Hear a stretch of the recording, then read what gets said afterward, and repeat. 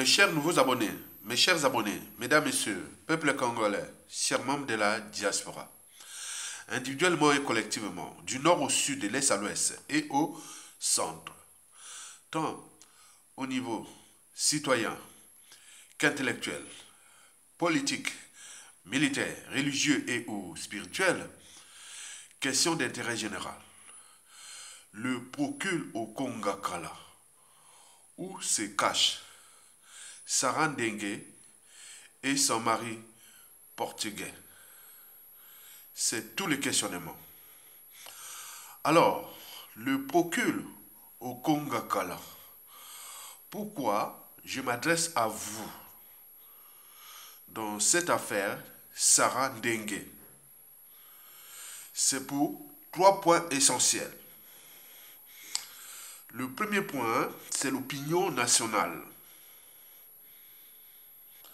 L'opinion nationale, ce que pensent les Congolais, du nord au sud, de l'est à l'ouest et au centre, et dans la diaspora, l'opinion nationale. L'opinion nationale pense que vous, le procule au Kongakala, vous êtes l'avocat général ou le procule des Mboshi. Vous êtes le procule du pouvoir, des coups bas et coups tordus contre les dignes fils de ce pays. Vous êtes le procule du despote. Vous êtes le protecteur juridique du régime. Vous le savez que Sassou Nguesso, historiquement, depuis l'assassinat du commandant Martin Ngouabi, en 1977, Sassou Nguesso a toujours utilisé le droit, la justice contre ses concurrents, contre ses adversaires, contre le peuple. Et donc il faut quelqu'un qui est là pour appliquer la sentence. On est peu comme au Moyen-Âge, quand on parlait de bourreau. Le bourreau, c'est celui qui applique la sentence.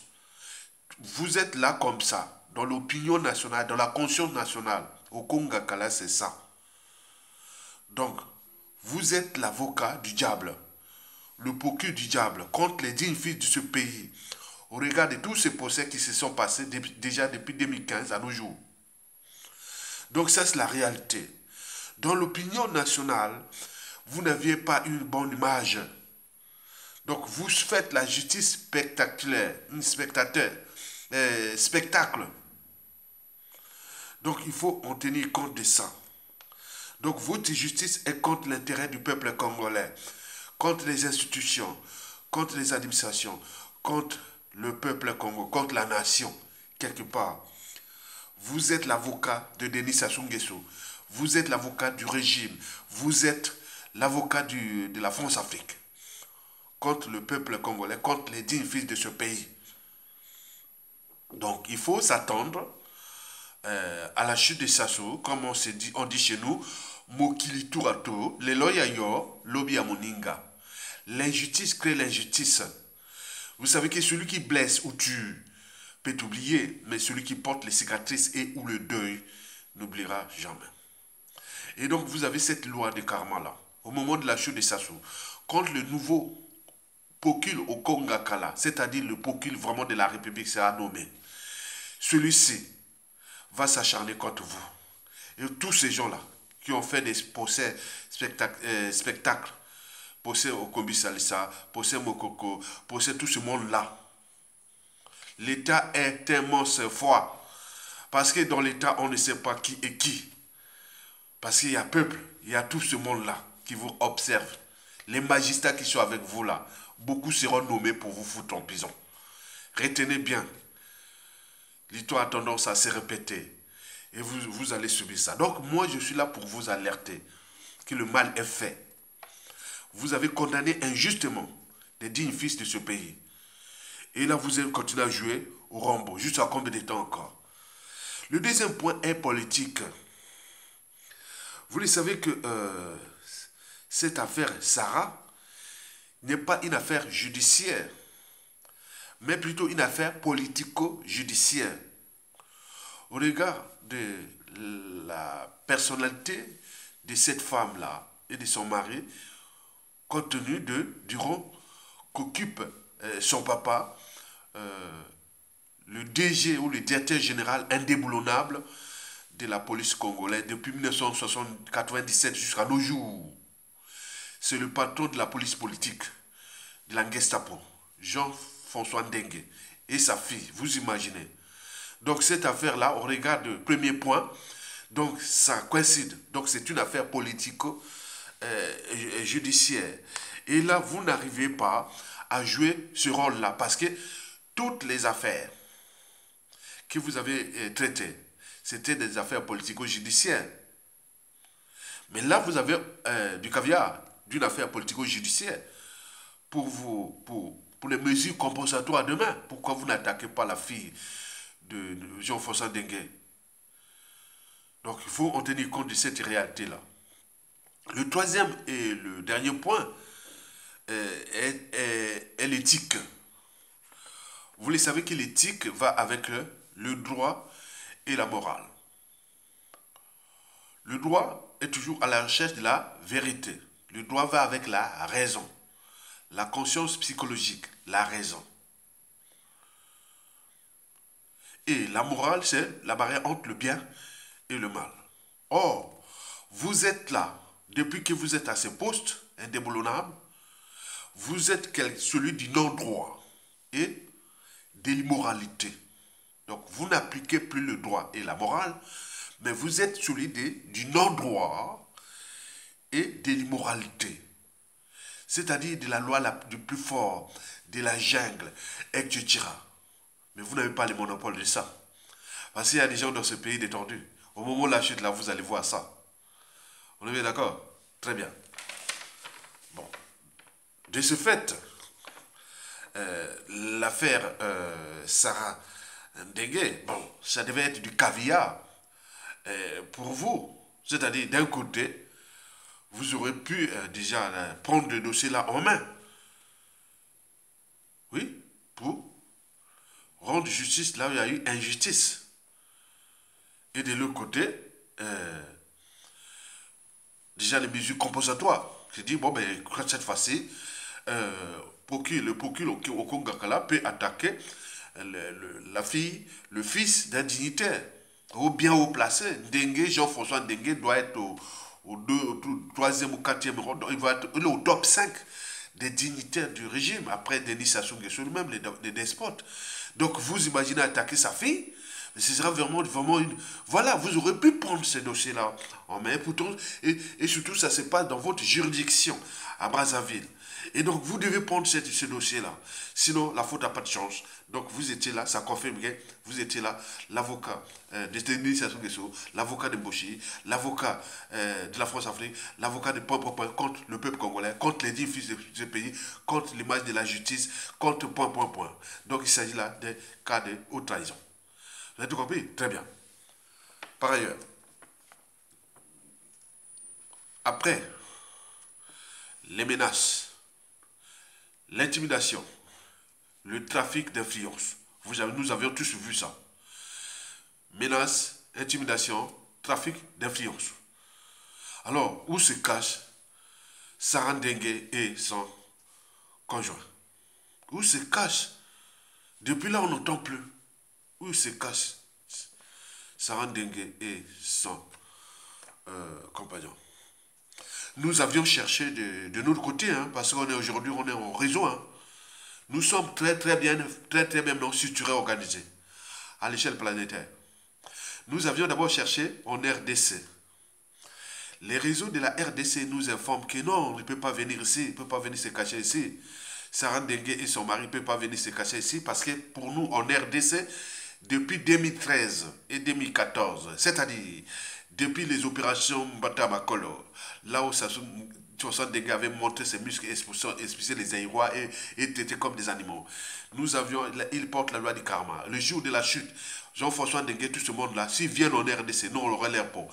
Donc vous n'avez plus de mal de manœuvre en RDC, en apparence. Mais vous pouvez jouer avec les Kofi Olomide et faire ces... Non, c'est ça. Donc la volonté là. Donc ça nous donne une marge de manœuvre au moment de la chute des Sassou. Si vous fouillez en RDC, nous aurons des réseaux pour vous capturer et ramener à Brazzaville et voilà, vous jugez, carrément. De force, comme les Mossad avaient fait aux nazis, partout. On va vous prendre en RDC dans un truc là, tu te réveilles à Brazzaville en prison. Tu traverses le fleuve là, la nuit, on te prend dans une maison dans RDC là-bas, voilà, tu sors là, et voilà, donc tu es déjà, et voilà, donc il y aura des cas comme ça. Donc on nous signale qu'en RDC, il n'y a pas. Donc vous n'êtes pas, voilà, Saran Dengue et eux ne sont pas là-bas. Nous avions cherché du côté du Portugal. Nous sommes des réseaux importants. Vous savez, la grande communauté de la diaspora congolaise en Europe. Donc il y en a au Portugal, il y en a partout. Donc nous avons des réseaux que nous avons signalés que la fille, ce monsieur de Portugal, sort avec, se marie avec la fille de celui qui mène, qui, qui dirige la Gestapo. Ici, on parle de la Gestapo. Donc, ça craint ici quand on parle de la Gestapo. Et donc, nous, là-bas, la Gestapo, oh, c'est pas vrai. Donc, ce garçon-là, il s'appelle Ferreira, c'est un Portugais, qui, voilà, sont enrichis avec eux là-bas. Donc, voilà. Donc, dis non, mais on cherche. Donc, on a cherché. Il n'y a pas. Et d'ailleurs, Monsieur Pirard, la chute des Sassou, vous pouvez vous cacher avec Sarah ici en Occident, nous en Portugal, hein, quel que soit votre rang. Il y a des relations diplomatiques, il y a des pressions diplomatiques, il y a l'image et tout compagnie. Vous avez tout compris. Donc on a cherché du côté du Portugal, n'est pas là. Donc, Sarah Dengue et son mari se cachent soit dans les triangles des Bermudes, c'est-à-dire depuis Obuya, hein, de la Kivette, et ou à Brazzaville. Donc ils sont là. Mais pourquoi se cachent-ils? Pourquoi ils se font petits? Peut-être ils ont écouté les conseils de tout. Parce qu'il y a la colère, il y a la tension, il y a l'énergie potentielle. À tout instant, bon, ça va se terminer très mal, mais ça va se terminer très mal. Parce qu'ils ont créé beaucoup d'injustices dans ce pays. Donc il faut en tenir compte de nos signaux d'alerte. On est là pour vous alerter, ce qui va arriver vrai, c'est du vrai. À la yeux des autres, à tout instant, c'est du vrai qui va vous arriver. Et donc on a cherché RDC, le Portugal, rien. Donc il se trouve, Sarah Dengue et son mari doivent se trouver soit au Bouya et ou à Brazzaville. Non, Brazzaville. Mais Brazzaville où? Au Congo-Kala, vous avez un fugitif. Deux fugitifs là. Il faut les rechercher. Fugitif doit être recherché par la police, par la justice. Donc vous devez faire le boulot. Parce qu'ils sont venus souiller l'image de la magistrature. Ils ont menacé les magistrats. Donc il faut cette affaire-là, et il faut la faire, il faut la traiter. Il faut la traiter. Parce que là, la justice, ça ne sert à rien que pendant votre juridiction, votre pouvoir, la justice n'a plus de sens ni de signification. Donc il faut chercher, il faut tout. C'est en dehors de l'affaire qu'ils étaient venus, déjà les menaces, il faut qu'on traite ça. Ici, en Occident, si tu menaces le magistrat, tu vas directement en prison. C'est sûr et certain. C'est partie des règles déontologiques du droit. Je ne suis pas juriste, mais je connais les droits. Donc il faut connaître ça. On ne menace pas comme ça. Donc il y a eu trafic d'influence, intimidation, menace et tout. Maintenant, ces cas se font petits. Bien sûr, ils savent bien que, oui, ça fait un buzz, et donc tout le monde parle, ça donne la colère, et là, on ne sait pas comment ça va se terminer. À suivre. Quant à Jean-François Dengue, bon, il fait aujourd'hui mollo, hein. Moi, je vous dis, attends, mon grand, mais je vous dis sincèrement, tu es le vrai Congolais, et tu es rentré dans la mêlée là depuis, et tu ne peux pas chercher les mesures compensatoires, mais ça peut te neutraliser. Et demain, tu vas dire quoi? Et c'est parti, bon, la faute n'a pas de chance, et beaucoup de... Non. Travaillez cette affaire-là. Réglez cette affaire-là. Pour qu'elle rentre dans le droit. Pour que demain, vous aurez des mesures compensatoires par rapport à ça. Donc, cette affaire-là doit être traitée. L'affaire Sarah Dengue qui est venu menacer les magistrats et tout ce monde-là, et son mari, qui est venu avec... un pistolet, voilà. Et ça aurait pu arriver là, un ordre, s'il n'y a pas l'ordre aurait pu être donné, bon, butez-le. Maintenant, la procédure va être... c'est pas le Portugal qui vient faire la loi au Congo, c'est votre... Non, c'est fini ça. L'Afrique n'est plus à ce niveau-là. Hein. Ne pas faire le jeu là. C'est ça. Ça soit on a tué des blancs, des jaunes, le ciel n'est jamais tombé. Ils ont fait ça, on en fait partout. Donc il ne faut plus faire qu'on vienne au Congo, en Afrique, comme on est chez vous, quoi. On fait loi. Mais ça, que vous a laissé là, il faut faire attention. Et Monsieur Pereira, avec ta femme, Sarah Dengue, bon, il faut vous identifier. Il ne faut pas que vous vous cachez. Donc, on vous invite à vous identifier et nous incitons au Kongakala et tout ça pour faire la procédure pour que cette affaire soit traitée. C'est l'image de la justice. Vous avez suivi, c'est votre propre justice. Donc, vous l'avez suivi. Si vous ne traitez pas cette affaire-là, c'est pas bon. Donc, vous devez la traiter, cette affaire. Quant au peuple congolais, mesdames, messieurs, peuple congolais, chers membres de la diaspora, je vous dis que seule la lutte libère. Et pourquoi? Parce qu'aucune cause n'est perdue d'avance.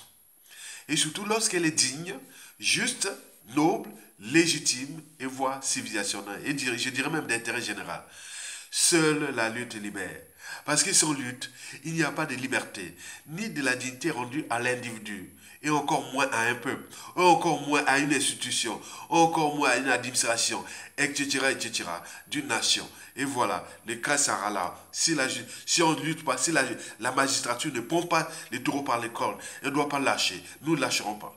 Sans lutte, il n'y a pas de justice rendue à l'individu, et encore moins à un peuple, et encore moins à une administration judiciaire, comme on l'a vu les cas. Donc seule la lutte libère. Sans lutte, il n'y a pas de respect du but de la condition humaine, sociale et existentielle d'un peuple.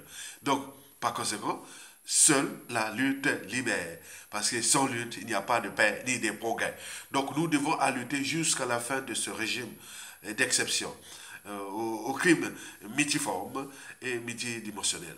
Le régime d'exception aux injustices multiformes et multisectorielles. Même dans la justice, il fait l'injustice. Et même partout. Mais c'est quoi ce peuple-là? Donc nous devons mettre tous les moyens pour descendre le despote 5 étoiles, pour qu'il aille avec ses merdes et nous laisser les Congolais vivre dans leur pays, propre pays, libre, digne et heureux. On n'a pas besoin de Sassou Nguesso comme la nuit des temps. Donc, il faut qu'il parte. Donc, nous devons travailler ce processus-là. Mais en attendant, justice sera rendue. Hein. Ça dit, nous aurons un Okongakala à Pointe-Noire, à Brazzaville, à Ouesso, partout. On aura des Okongakala qui vont traiter ces gens-là sans scrupule. C'est comme ça. Donc, nous aurons, attendez voir ça. Ils vont aller un à un en prison à laquelle. Et donc, il faut en tenir compte de ça. Donc, préparez-vous à libérer le peuple congolais et à prendre le pouvoir. Toutes les administrations là, les institutions, le gouvernement, et tout, c'est vous. À tout instant, vous pouvez devenir à la place de Kongakala. Tout instant, vous pouvez devenir ambassadeur, consul.